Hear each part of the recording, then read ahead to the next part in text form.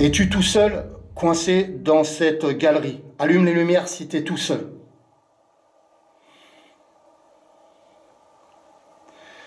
Est-ce que vous êtes plusieurs? Peux-tu rallumer si tu es plusieurs?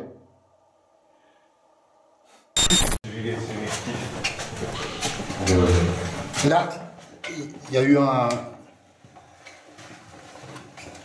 Ils sont venus faire les carriers ici, c'est exploiter la pierre pour bâtir Paris dans le banc de roche, calcaire, tu vois. Du coup, ils taillaient un bloc, ils l'extrayaient avec des rondins de bois, ils le tiraient avec des cordes et des rondins de bois. Je sens du côté négatif, très négatif. Je sens des... Est-ce qu'il y a du démoniaque qui vous retient? Y a-t-il des ondes négatives, Aide-nous.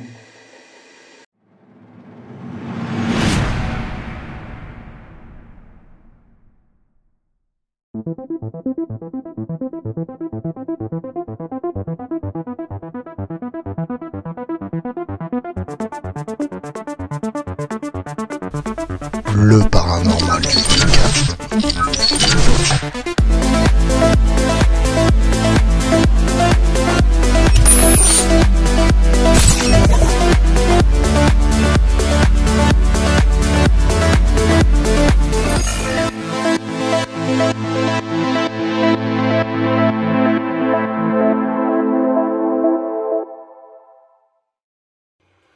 Ok les amis, bah on y est, hein, c'est le jour J. Hein.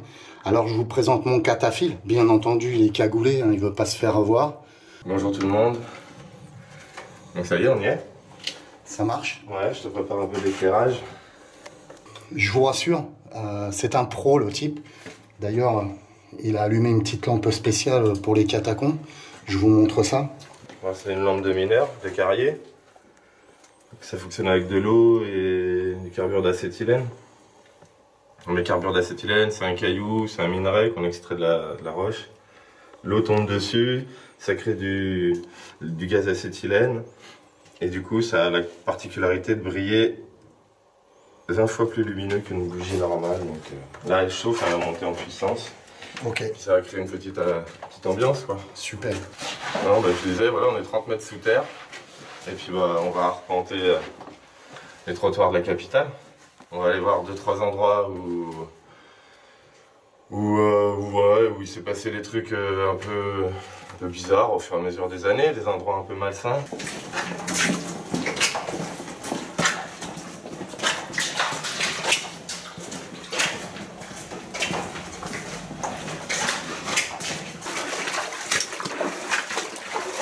C'est bon les amis, je suis trempé. Voilà, j'ai marché dans l'eau directement. J'ai pas de bottes. J'ai les pieds trempés. Et voilà, donc là c'est une partie du réseau assez fréquentée, donc ça explique les graffitis, tout ça. Voilà, vous pouvez les voir, hein, les graffitis. Je passerai de temps en temps en lumière blanche hein, pour vous profiter un peu des couleurs, etc. Pour l'instant, je trouve que l'ambiance du night shot est super. Et la petite lumière qu'a mon guide est géniale. Allez, Jack va nous expliquer le coin où on est. C'est intéressant. Bon, alors les carrières, c'est tout simplement des vides de carrière qui ont été creusées pour bâtir Paris. À la base, ça a été creusé quand Paris était tout petit. Et puis, ils creusaient ça devant Paris, quoi. Mais quand Paris s'est agrandi, c'est passé au-dessus des villes, des carrières. Et du coup, il en a résulté que Paris était vide, en fait. Était sur un labyrinthe de piliers un peu partout, bref. Et donc là, ce qu'on va reprendre, c'est les galeries d'inspection. C'est-à-dire que l'inspection générale des carrières, qui a été créée en 1777 pour consolider toutes ces carrières qui s'effondraient, ils ont tout rebouché et ils ont laissé sous la voie publique des galeries d'inspection. Donc ces galeries-là, elles seront par définition jamais fermées puisqu'elles servent à l'inspection des carrières pour vérifier l'état des galeries, quoi. Et donc c'est dans ça qu'on va arpenter, mais il y aura un peu plus. Bon, Pour les petits malins qui vont essayer de repérer les lieux, etc., bien entendu, dans des endroits stratégiques où il m'emmènera Jack, je vais fausser les pistes de façon à que les gars ne retrouvent pas les lieux pour éviter le saccage. Je sais, vous, que mes abonnés, vous êtes très respectueux à ce niveau-là, mais il y a des gens qui peuvent nous suivre sur Internet qui seraient moins respectueux et qui iraient justement récupérer les lieux. Donc voilà, je viens de me foutre la tête dans une pierre, parce qu'il y a des moments où on va marcher, on va être accroupi, on va ramper, etc.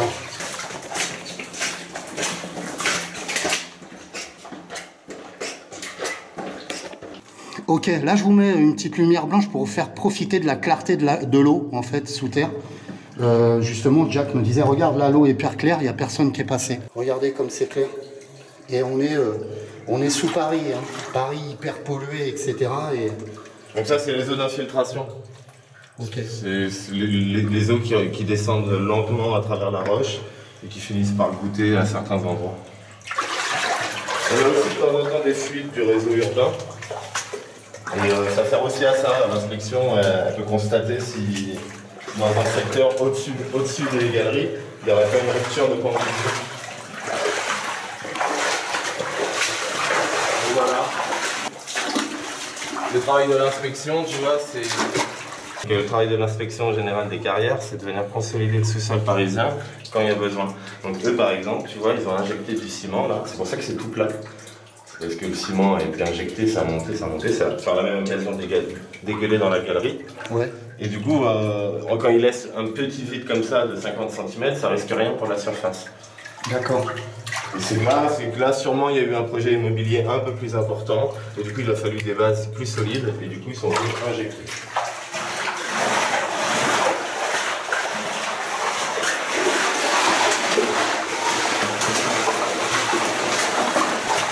Alors l'eau monte de plus en plus. Et là, je vais me retrouver avec de l'eau jusqu'aux genoux. Je vous montrerai ça. Donc là, le niveau commence à monter.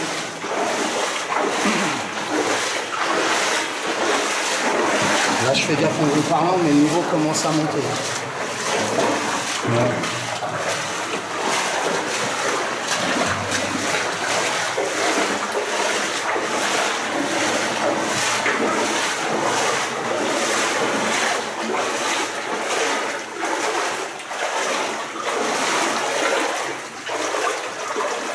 Dès qu'on marche, il y a de l'argile qui vient en suspension. Ouais. Tu sais quand il y a quelqu'un qui passe et puis quand il y a personne qui passe. Là, l'eau elle est cristalline devant nous. On est les premiers à passer depuis quelques heures. D'accord. Donc, comme vous pouvez le constater, le plafond est très bas.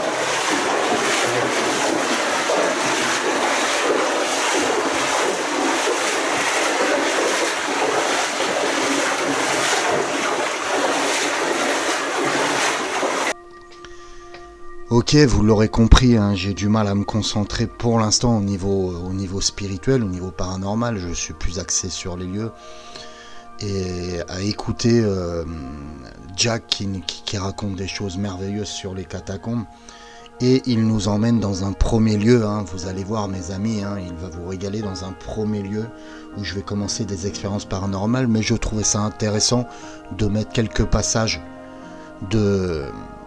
du chemin où nous avons été, puisqu'il explique pas mal de choses et puis c'est assez joli, hein. Donc j'ai cuté énormément, il y a énormément de chemin avant d'aller dans la première salle, mais je vous laisse découvrir la suite.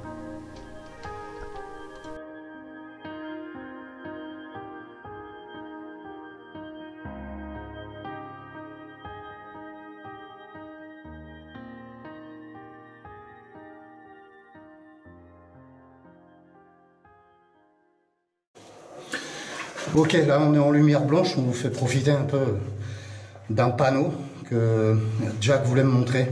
Donc, la rue Henri Renault, bourrée par l'inspecteur Trumani en 1876. Donc une fois qu'ils ont eu fini de consolider tout le quartier de cette rue-là, ils l'ont bourré et ils l'ont muré et ils l'indiquent. Bon, je vais avoir le crâne rempli de bosses, les amis. Comme vous pouvez le constater, je suis courbé. Mes 1,83 m sont complètement pliés.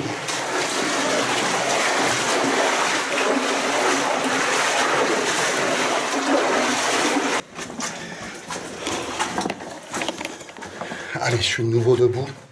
La casquette en vrac. Et on avance.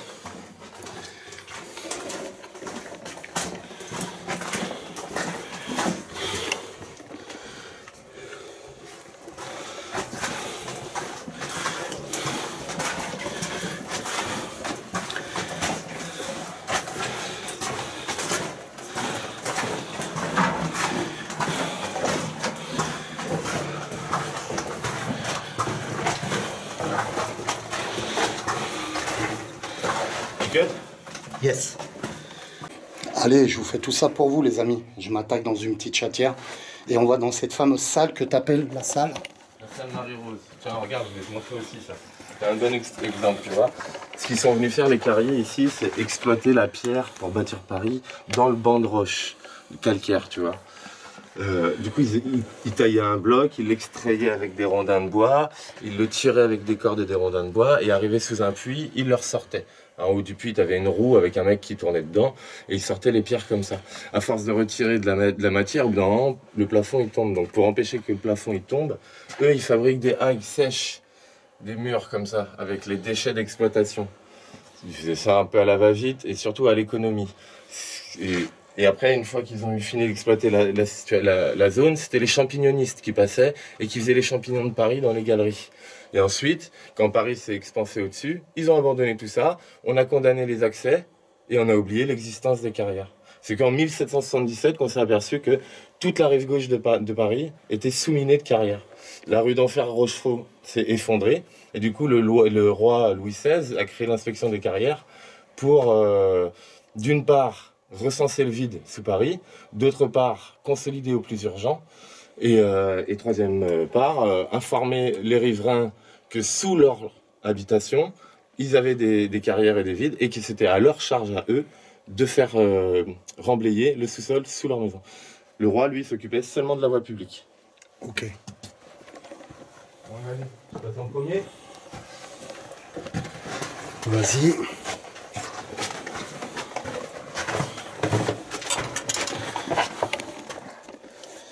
Faut que je me dégage ça, moi. Comment ça, tu vas pas passer? Si, il va passer, t'inquiète.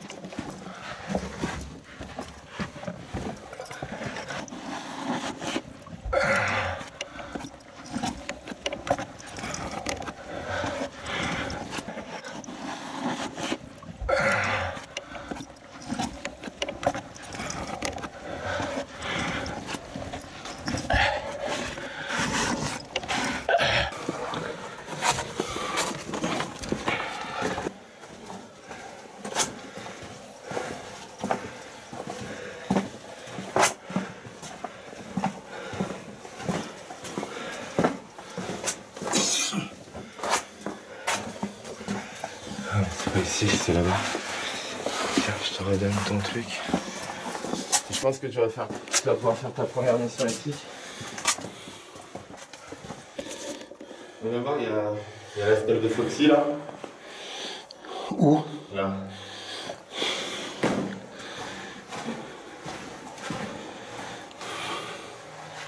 Voilà, la mémoire de Foxy, descendue dans ses carrières en octobre 1980, je sais pas combien. Elle disparut 13 ans après, le 3 mai. Qui laisse des bougies allumées. Ça fait un peu un recueillement. Ça fait partie des légendes et des mythes que tout le monde honore. Il y a pas mal de gens qui se sont perdus dans ces carrières. Donc il y a deux, trois personnes comme ça qui servent de mémoire pour pas oublier les risques, je pense. Donc voilà, donc là, la salle Marie-Rose, c'est ici. C'est ici que je te dis que j'ai toujours senti une atmosphère un peu particulière. Je pense que ça devait être une ancienne brasserie, une ancienne cave. Il devait y stocker des fûts pour la bière. Donc on va trouver un petit coin là-bas. Le portrait, ça correspond à quelque chose de spécial ou c'est un artiste qui a fait ça? Non, je pense que c'est un artiste, je pourrais pas te le dire. Regarde, mais tu vois, là on a le Foxy Bar. D'accord. Okay. C'est très mortuaire, hein, toujours. Là, on sent vraiment le respect, quoi, le respect spirituel et le. Exactement. Et le respect des fameux vrais cataphiles. Hein. Là, je suis avec un vrai cataphile. Hein. C'est pas un gamin quoi qui est là et qui fait le con dans les catacombes. Donc ça c'est une petite salle aménagée, enfin un petit espace aménagé. Je pense que tu peux faire tes premières expériences ici et voir sur quoi ça déboule. Ça marche. Ça débouche. Ok, donc là je vais m'adresser aussi à Jack, parce que Jack connaît pas le principe de notre travail en tant que chasseur de fantômes. Vous savez très bien que j'aime pas ce terme-là, c'est un peu... Ça fait un peu genre chasseur, je suis loin d'être un chasseur ou quoi que ce soit, ça n'a rien à voir. Et donc là on se retrouve dans cette fameuse salle qui s'appelle, Jack, rappelle-moi. Marie-Rose. Marie-Rose. Et donc il y a plein de petites histoires, dont la plaque mortuaire que vous avez vue tout à l'heure, de cette jeune femme qui est décédée. Foxy, et donc voilà, ça fait partie du truc. On voit beaucoup qu'il y a énormément de respect pour les entités, et puis pour les lieux, pour les pierres, et ça j'adore. J'adore ce côté un peu respectueux des pierres. Vous me connaissez tous, hein, quand je suis dans des maisons, quand je suis dans des châteaux, dans des grottes, machin, je respecte énormément le lieu, j'adore la pierre, etc. Et là on est dedans, et on est en plein dedans, et là on a un mec qui est à fond dedans aussi, et c'est cool. Donc là, on capte pas du tout la 4G, on capte rien du tout. Hein. Non. On est d'accord. On a même le talkie-walkie, tu tournes l'angle, ça marche plus. Ouais. Donc là, pas de radio, on peut pas capter la radio, on peut pas attaquer machin. Donc, je vais tester notre fameux K2 que vous connaissez tous, hein, le K2, le détecteur d'électromagnétisme, et on va voir si on arrive à capter,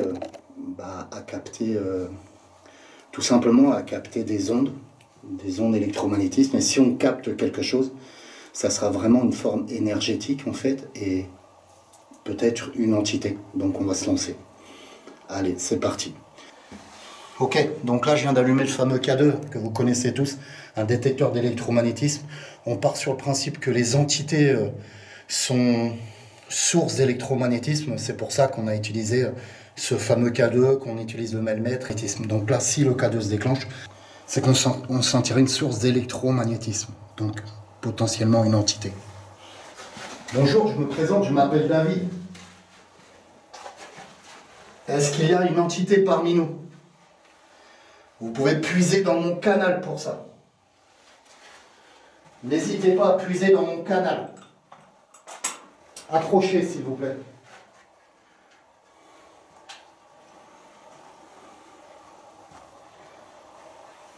Je crois que c'est moi qui l'a fait bugger. Ça s'est allumé un peu, mais je crois que c'est moi qui l'a fait bugger, je sais pas.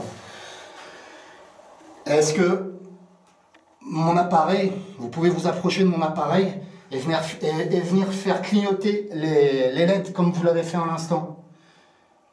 Allez-y. Merci. Merci. Le principe, c'est de voir si on interagit avec cette source d'énergie, en fait. Et si on interagit avec cette source d'énergie, c'est que c'est, entre guillemets, vivant. J'appelle c'est du spirituel. On a une entité.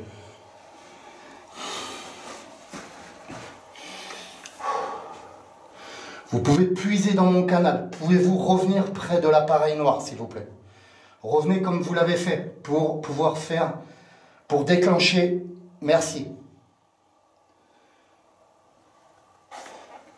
Êtes-vous un homme? Allumez les lumières comme vous l'avez fait à l'instant. On les voit bien se déclencher les lumières au caméscope. Êtes-vous une femme? Allumez les lumières comme vous l'avez fait à l'instant. Êtes-vous un enfant? Merci.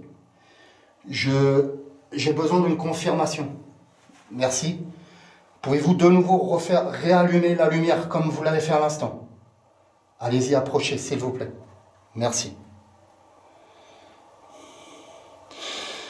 Est-ce que vous êtes coincé ici? Allumez la lumière si vous êtes coincé, comme vous l'avez fait à l'instant. Puisez dans mon canal pour prendre l'énergie qu'il vous faut.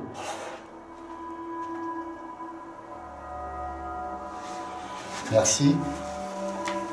On peut approcher la caméra, il ne se déclenche pas le K2. Les esprits sont constitués d'énergie pour parler, faire du bruit ou se manifester sous la forme d'une apparition. Les fantômes nécessitent de recueillir de l'énergie. Ils utilisent de l'électromagnétisme ou certaines formes d'énergie pour leur donner assez de puissance pour se faire connaître de l'autre côté. Le K2 est souvent utilisé par les enquêteurs du paranormal pour mesurer les champs électromagnétiques à un endroit, après avoir pris une lecture de base de l'emplacement. Toute fluctuation, lumière, par un détecteur de champs électromagnétiques qui se fait en conjonction avec un bruit, une observation, un enregistrement de PVE, ou si le K2 interagit à mes questions, cela pourrait éventuellement indiquer la présence d'un esprit. Et c'est ce qu'il se passe actuellement. Mais je vous laisse regarder.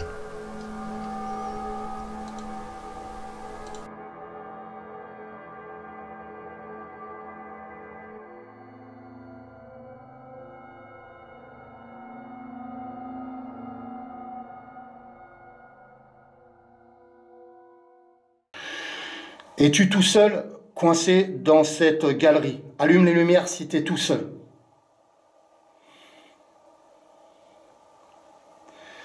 Est-ce que vous êtes plusieurs? Peux-tu rallumer si tu es plusieurs? Plus fort, s'il te plaît. Plus fort. Plus fort. Merci. Merci. Merci. Super. Puise dans mon canal, dans mon énergie pour communiquer avec moi. Est-ce qu'il y a des hommes et des femmes avec toi, coincés ici? Déclenche la petite lumière comme tu l'as fait. Y a-t-il des hommes et des femmes coincés avec toi? Merci. Merci.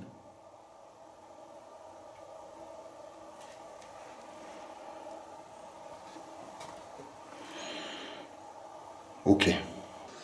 Ici, ça m'a toujours filé le frisson, tu sais. Attends, alors... Là, ça me perturbe totalement. Je pensais pas voir quelque chose ici aussi. Et il répond, ils sont plusieurs. Et... Ils sont plusieurs pour l'instant. Là, c'est que l'entité de l'enfant qui répond. Le cas de tableau. On va recommencer. Attends. Là, ça m'a perturbé, putain. C'est net, c'est franc, c'est nickel. Allez, l'image est bonne? L'image est bonne, t'es un peu en contre-jour. Donc là, on fait un petit point sur la session de K2 qu'on a fait ensemble. Vous connaissez le principe.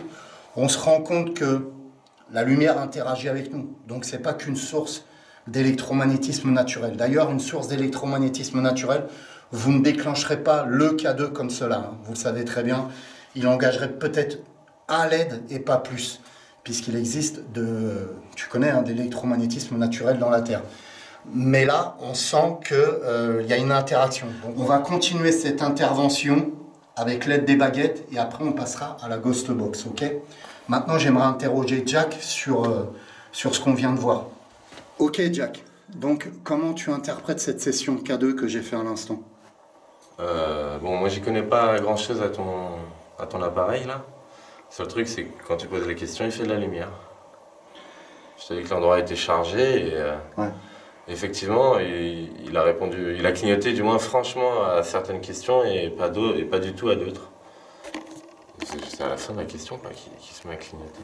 Donc oui, voilà, vous voyez bien Jack qui confirme aussi que ça interagit avec nous, l'entité interagisse avec nous, on est d'accord, c'est pas une source électromagnétique naturelle. D'ailleurs, elle ne déclencherait pas le K2 comme je vous l'ai dit aussi fort, tout simplement. Alors oui, je vous le dis honnêtement, je suis assez surpris que ça part tout de suite. Ça va faire une demi-heure, on s'est arrêté, je suis assez surpris. C'est vrai que pendant le trajet, j'avais des ressentis.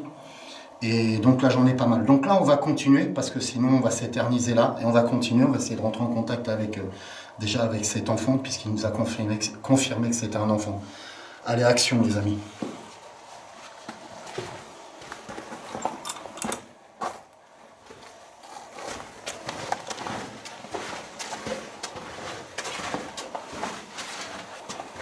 Encore à droite, à vous. Je te jure, heureusement que t'es là, je serais complètement paumé.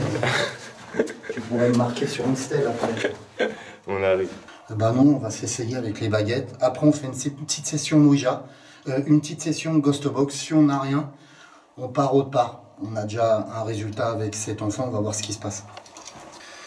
Donc, je vais demander aux baguettes. Je vais demander aux baguettes de tourner à gauche.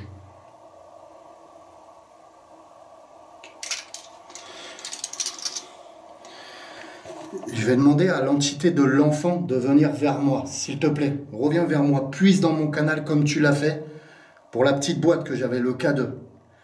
Tu peux bouger les baguettes, croise-les. Croise-les pour moi, s'il te plaît. Allez, croise-les. Vas-y. Alors, vous pouvez me voir légèrement trembler avec les mains. Pour les gens qui viennent de me découvrir, sachez que j'ai la maladie de Parkinson. Mais ça n'empêchera pas la session de baguette. Regardez.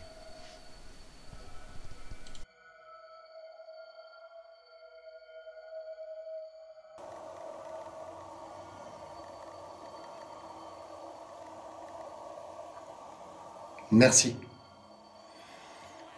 T'en penses quoi? Après, j'essaye de pas trembler, c'est dû à ma maladie, ça c'est galère. Mais,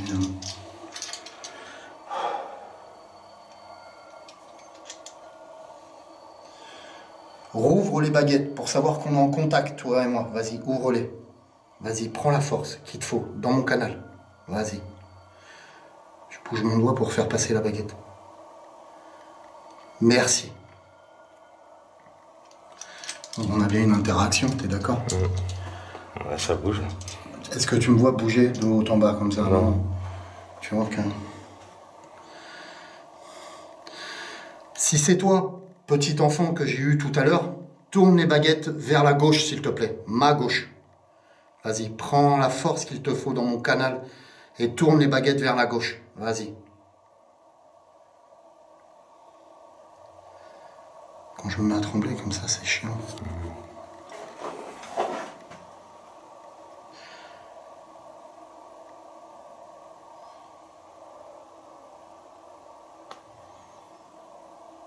Allez, tourne. Prends l'énergie qu'il te faut. Allez, puise l'énergie. Super. Bravo. Merci. Ok. Là, je vais demander à l'enfant s'il a besoin d'aide et s'il a besoin qu'on le délivre. Bien entendu, je ne le ferai pas aujourd'hui, la délivrance. Je le ferai une autre fois si Jack veut bien me raccompagner à ces endroits-là. Et on fera des canaux de lumière à plusieurs endroits où on aura trouvé ces entités pour les aider à partir, car elles sont coincées à l'heure actuelle. Si tu as besoin d'aide, tourne les baguettes vers la droite, s'il te plaît. Tu puises dans mon canal. Est-ce que tu as besoin d'aide? Tourne les baguettes vers la droite, si tu as besoin d'aide.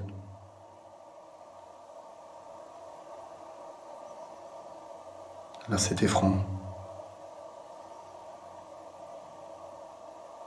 Vas-y.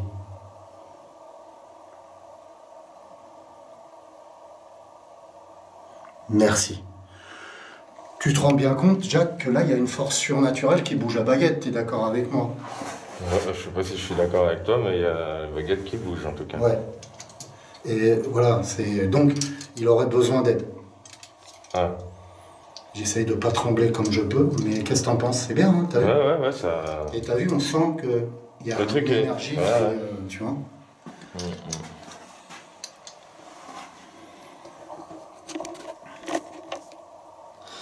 Est-ce que tu veux que plus tard je revienne et que je t'aide à partir d'ici, à rejoindre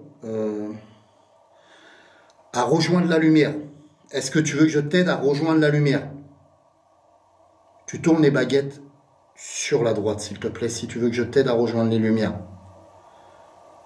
Vas-y, prends l'énergie qu'il te faut. Puise dans mon canal. Bravo. L'autre baguette, j'ai besoin d'une confirmation. Qu'on est bien en contact. Vas-y. Puise dans mon canal. Tourne-la encore, s'il te plaît. Encore. Tu vois les petits à-coups que ça fait?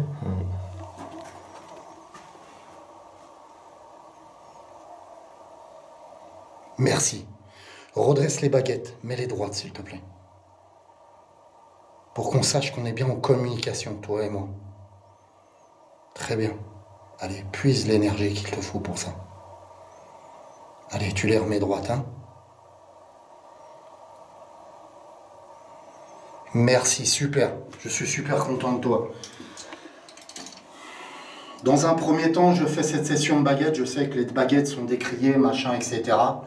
Vous me connaissez, j'ai quelques tremblements légers de parkinsonien, mais ça ne joue pas quand on voit la baguette qui tourne à gauche, à droite, etc. Enfin bref. Dans cette séance de baguettes, j'en déduis qu'un enfant est coincé ici, qu'il a besoin d'aide et qu'il aimerait qu'on l'aide à récupérer la lumière, à l'aider à le délivrer. Donc bien entendu, on va s'avancer un peu plus loin maintenant, on va aller dans une autre partie. Et la délivrance, je les ferai quand je reviendrai, si Jack veut bien nous aider. Sinon, on lui envoie des haters, c'est tout, s'il ne veut pas nous aider. Non, mais voilà, je pense que tu serais d'accord pour une deuxième partie par la suite, que je revienne dans quelques mois. Par la suite, on va voir déjà ce que nous réserve cette expérience. De pièce en pièce pour essayer de délivrer un maximum d'armes qui sont coincées. Je vais commencer à faire une session de Ghost Box. Vous savez que cette Ghost Box est équipée d'une pompe EMF et d'un pod. Je n'enclencherai pas pour l'instant la pompe EMF. Regardez la session.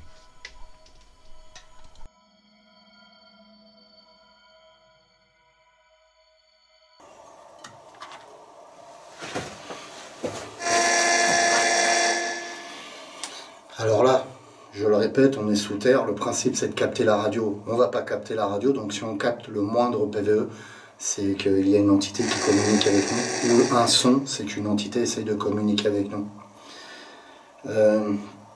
L'enfant à qui j'ai parlé tout à l'heure, petit enfant, est-ce que tu peux approcher de la boîte là?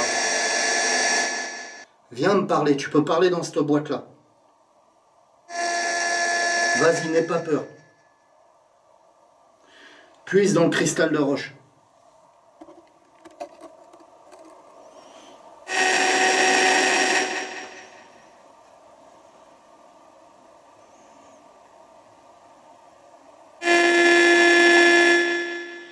C'est génial. On capte aucune radio. Donc on peut avoir aucun faux positif. Si on tombe sur un PVE, c'est super.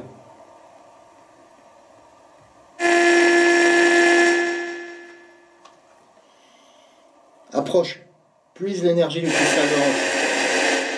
Vas-y, viens.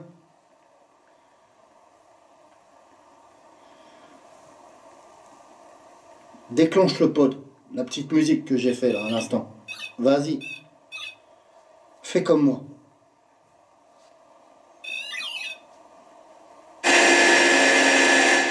Viens jouer avec moi.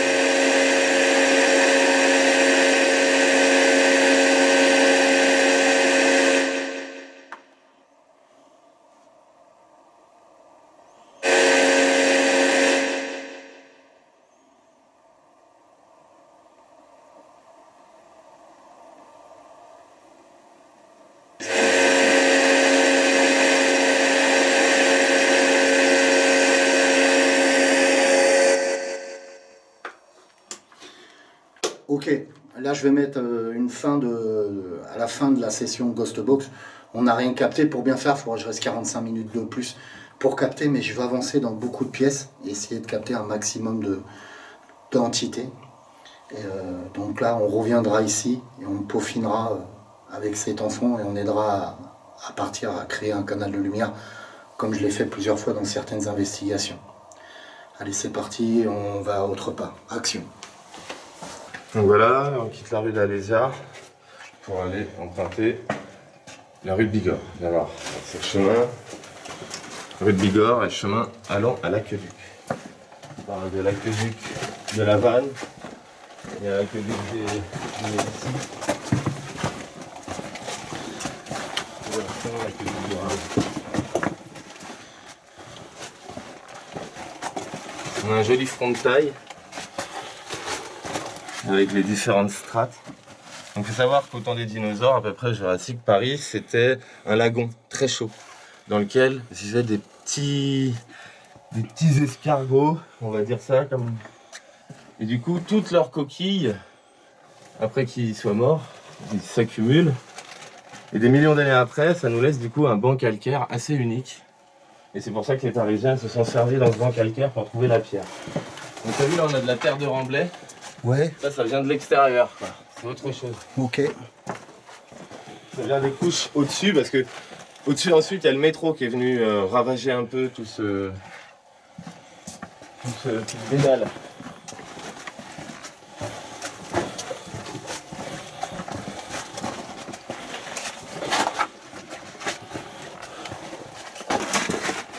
Et ici c'est le genre d'aménagement qu'on peut faire.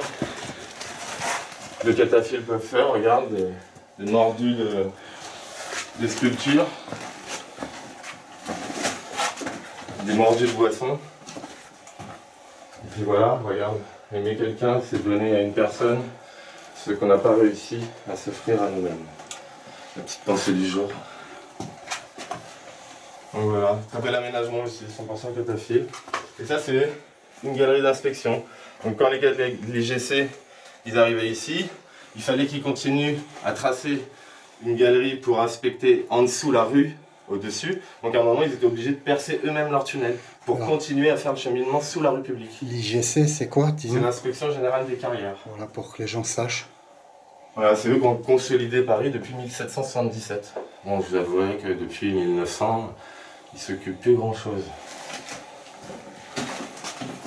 Allez, on continue. Donc ça c'est Byzance, c'est une salle fabriquée par des cataphiles.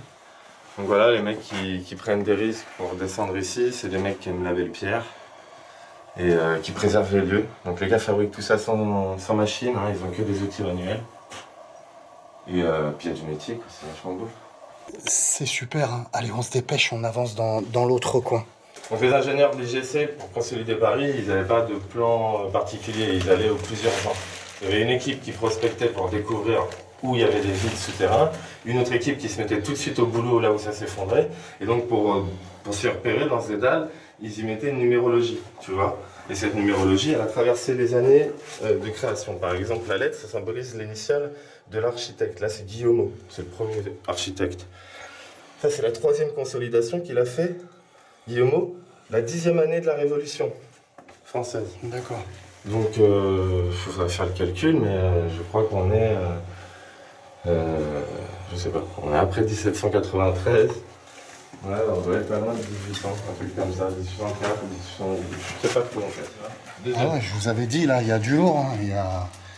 On n'est pas sur des branleurs qui traînent dans les catacombes pour faire de la merde. Non. Donc l'ingénieur, quand il passait dans la galerie, qui validait les travaux des ouvriers, il écrivait au fusain ce que le graveur de pierre, lui, devait réécrire correctement.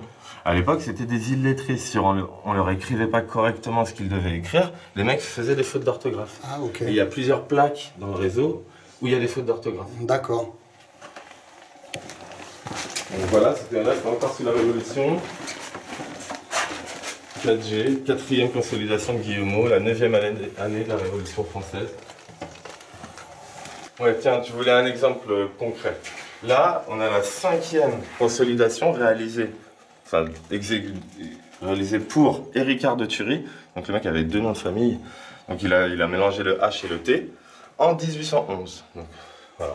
En une année, on a réussi à avoir des chiffres à 100, 170. Donc à mon avis, on pouvait aller jusqu'à 200 consolidations. Ça dépendait des financements qu'ils avaient à la période donnée, quoi. Et Héricard de Thury, lui, c'est le 2e. Ça va être la relève de Guillaumeau. Et ça va être à lui qu'on doit le musée des catacombes, la disposition des ossements et tout le romantico-macabre qui est autour des catacombes, quoi.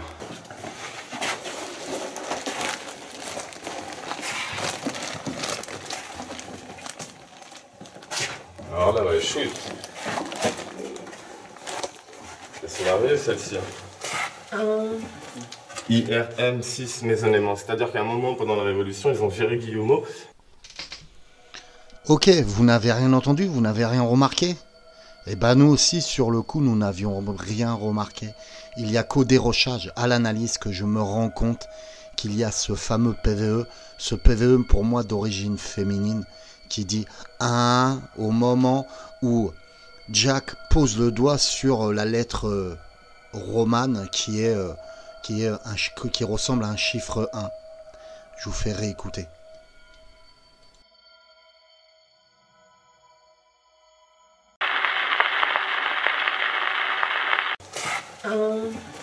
IRM 6 maisonnement, c'est-à-dire qu'à un moment pendant la Révolution, ils ont viré Guillemot. IRM 6 maisonnement, c'est-à-dire qu'à un moment pendant la Révolution, ils ont viré Guillemot. IRM 6 maisonnement, c'est-à-dire qu'à un moment pendant la Révolution, ils ont viré Guillemot, et c'est un consortium de la Révolution qui a pris en main l'ingénierie, mais en définitive, ils ont vite demandé à Guillemot de revenir.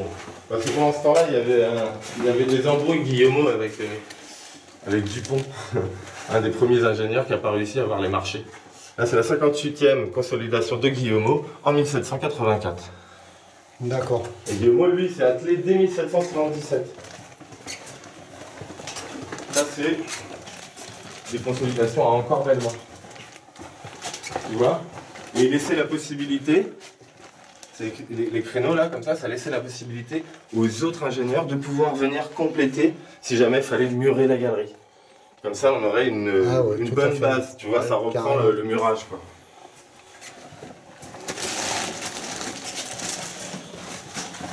Donc voilà, donc ça c'est un axe majeur, donc il est énormément tagué. Et pourtant, on préserve les plaques du mieux qu'on peut. On vient gratter. Bon, ce qui est dommage, c'est que tu vois, il y avait des fusains, il y avait des... Donc dans les grands axes comme ça, on peut oublier un peu toutes ces traces d'histoire qui ont été effacées. Donc là, direction le cimetière. Ok. Donc, ce qui s'est passé au cimetière, je te fais un topo vite fait. Yes. Je sais pas si tu m'entends. Je t'entends, ça capte. Ok. Donc il y avait pas mal de cimetières dans Paris et ça causait pas mal d'insalubrité. C'est-à-dire qu'à l'époque, les cochons qui mangeaient les détritus dans les rues, ils allaient aussi dans les cimetières et personne n'avait les moyens de se payer une tombe à part les riches, donc tout le monde était enterré dans les fosses communes. Les fosses communes étaient régulièrement vidées. Yes. Et les ossements, on les mettait dans les combles du mur d'enceinte du cimetière des Innocents. Ah ouais. Maintenant, il y a les Châtelet-Léal au cimetière des Innocents. Donc un jour, des insalubrités, les murs ont rompu, des cadavres se sont répandus dans les caves des habitations voisines. Bref, le préfet a pris la décision de vider tous les cimetières intramuros de Paris et on allait transporter les ossements de nuit accompagnés de curés en dehors de Paris, devant la plaine Montsouris, ce qui est aujourd'hui d'Enfer Rochefort. Ça, à l'époque, c'était à l'extérieur de Paris. Et on a décidé qu'on descendrait dans les carrières sous Paris les ossements. Les ossements sont descendus, ils ont mis une petite dizaine d'années à vider le cimetière. Et au bout d'un moment, les habitants se sont plaints de ne pas pouvoir se recueillir sur leurs morts. Parce qu'ils avaient été cachés dans les carrières souterraines. Donc là, on a demandé à Héricard de Thury d'aménager une balade, une visite, un monument mortuaire pour que les personnes puissent se recueillir sur leurs défunts. Et d'où on a commencé à faire le musée des catacombes, qui mesure 1,7 km. Mais nous, là, on est dans le réseau qui mesure 130 km. Et tout ça, c'est fermé. Sous Paris, il y a 350 km de galeries. Bien entendu, dans le réseau qui est interdit au public. Voilà, bon, c'était pour la petite partie historique. Donc là, tu m'as demandé des endroits un peu bizarres. Là, on a tout simplement un petit cul-de-sac qui n'est pas très long, mais je suis passé devant cette porte des dizaines et des dizaines de fois. J'ai toujours ce petit frisson à chaque fois. Je sais pas pourquoi. Ok. Donc viens, tu me dis ce que tu en penses. Et alors en fait, on est sur une extension d'un ancien accès du musée officiel. Donc au bout, c'est muré, ça donne sur un escalier qui monte. Les traces qu'on voit au sol, je pense que ça servait d'abri pendant la Seconde Guerre mondiale. D'accord. Et voilà, quoi. Tu vois, ça va pas plus loin, c'est bouché là.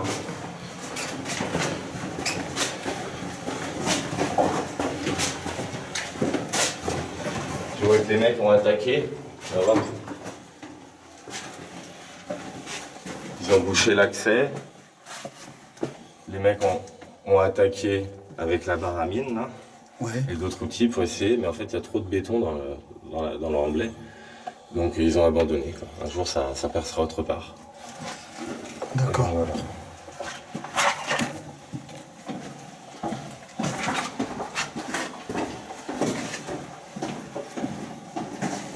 Voilà. Ça fait un truc là. Rien de particulier. Bon, tu vois, c'est peut-être le travail suggestif. Là, il y a eu un...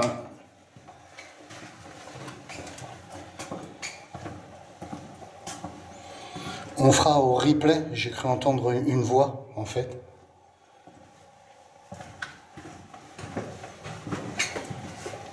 Attendez, excusez-moi, je remets, hop. Je suis en night shot total. Est-ce qu'il y a quelqu'un, s'il vous plaît? Je viens d'entendre parler.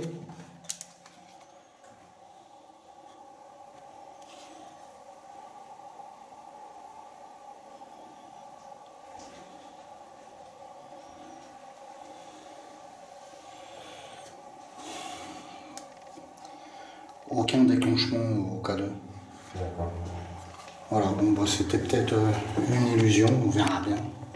On verra bien au replay, faut qu'on avance, on va aller au cimetière, dans un cimetière. Donc on avance. On écoutera au replay si on a vraiment capté un peu. Mais c'est tellement grand, il y a tellement de choses à voir, c'est vraiment top.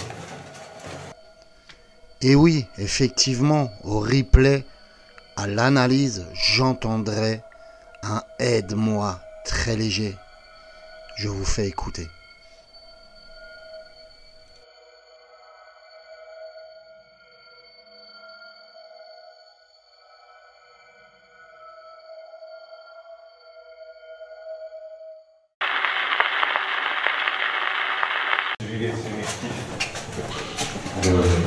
Là, il y a eu un...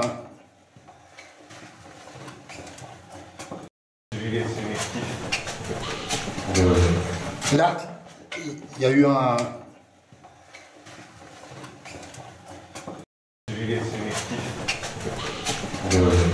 Là, il y a eu un...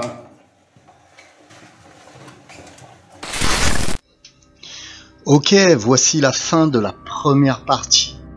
Mais la deuxième partie s'annonce encore plus paranormale. Et oui, dans la deuxième partie, je vais rentrer en contact avec une entité par le biais de la Ghost Box. Je vais rentrer en contact avec du démoniaque. Nous allons visiter une salle secrète où très peu de cataphiles y sont allés, très peu d'images ont été dévoilées au public.